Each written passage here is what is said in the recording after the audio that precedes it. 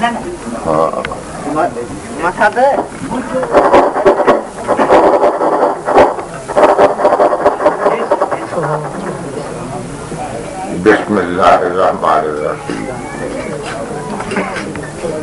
अल्हम्दुलिल्लाहि रब्बिल आलमीन अर्रहमानिर्रहीम मालिकि यौमिद्दीन इय्याका नअबुदु व इय्याका नस्तईन इहदिना सिरातल मुस्तकीम सिरातल लज़ीना अनअमता अलैहिम गैरिल मग़दूबि अलैहिम वलद्दाल्लीन। सूरह फातिहा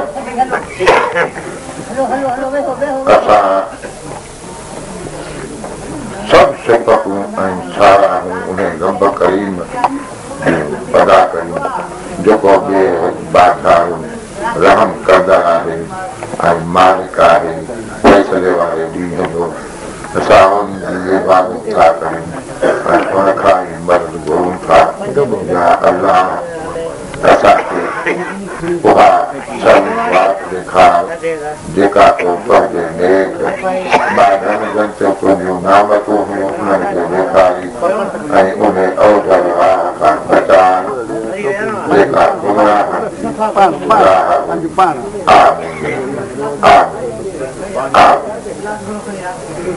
मां हुते लाउड खे ॾिठो सॼी उमिरि मुंहिंजी गुज़री आहे। हीउ लाउड ॿारो आहे ॿोड़ो आहे गुंगो आहे हिनखे पहिरियां टेक कोन कयो हूंदो। असां हिकिड़ी तादाद खे लाउड ॿी थो ॾिए उन जो जेकॾहिं हिक मिस्त्रीअ खे इलाज ॾिजो त ठीकु आहे जे न त अहिड़े इलाज जी असांखे ज़रूरत कान हूंदी आहे। लाउड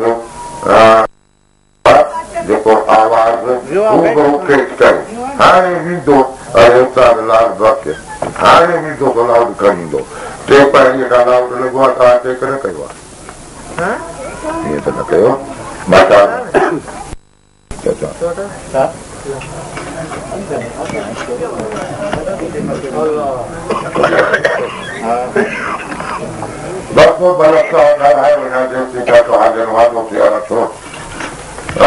असांजो प्यारो साईं दावर फकीर जावरी जंहिंजो पुटु हींअर मूंसां गॾु बीठो आहे हाज़र जावरी ऐं पाण में 4 भाउर आहिनि ॿिया साईं जवर खां जा 2 भाउर उहे बि हींअर मथुर में आहिनि उन्हनि जो औलाद आहे।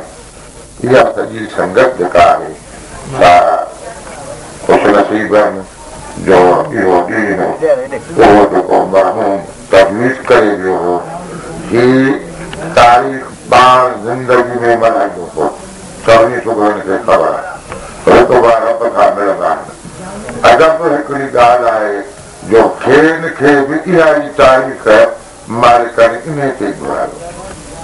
इहो वॾो हिकिड़ो मिसाल आहे त हीरा ख़ुदा ॼाणे त तेरहीं तारीख़ जेका असां मल्हायूं इहा 13 तारीख़ हज़रत अली अलैहिस्सलाम जे ॼमण जो बि ॾींहुं आहे।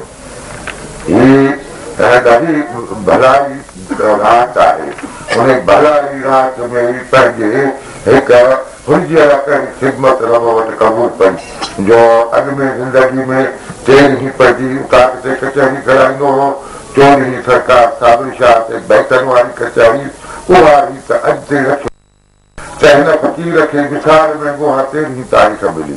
अहिड़ियूं घणियूं ॻाल्हियूं असांजे हिन इलाइक़े में बुज़ुर्गनि खे मिलियूं आहिनि त उहे घणियूं अलाए अलाह पाक कीअं इनात कंदो आहे करंदड़ वक़्तु ख़ान मुबेरो जारी मल्हाईंदो ऐं वॾे तबदरात सां त वरी उन यारहीं जे करे पाण खे बि उन यारहीं जो सम्झो।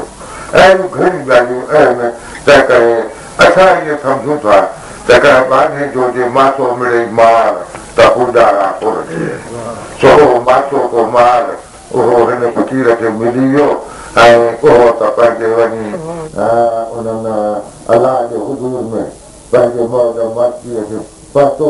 हाणे असां रुॻो ही राति इन करे मल्हाईंदा आहियूं त मन का असांजी बि घणी क़बूल पवे ऐं फ़क़ीरनि जे सोबत में पंहिंजो वक़्तु गुज़ारे वञूं त सुठो आहे। हीउ तसलसल क़ाइमु रखिणो आहे, उहो तसलसल रहंदी दुनिया ते रहंदो। साईं रहमतुल्लाह जे हुकुम में क़ुर पाक जी तिलावत वारी ॿ लफ़्ज़ ॻाल्हायासीं, हाणे साईं जे मिले।